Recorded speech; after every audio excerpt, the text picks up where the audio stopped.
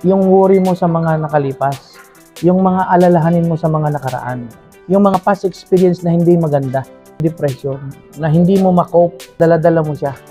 Tayo naman na mga normal, na walang ganong kalagayan, nagja-judge tayo sa kanila. Ginajudge ko yung mga tao. Sinasabi natin, hindi, wala yung kwenta yung depression na yan.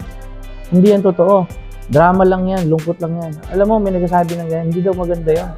Ang problema pa, dahil hindi tayo aware na may depression pala yung tao. It's either yung kapamilya natin, kakilala natin, hindi natin alam na may depression sila. Kasi hindi mo nahahalata. Dahil hindi naman sila nag-open sa'yo eh. Para makatulong tayo sa mga taong may nadidepress, nalulungkot, kaibiganin mo lang. Oo, totoo. Kaibiganin mo lang. Kwentuhan mo lang ng mga positive na mga kwentuhan. Tapos magtawanan kayo, ganyan. Tapos labas kayo, gagala kayo, naglalakad, nagpapaaraw, namamasyal.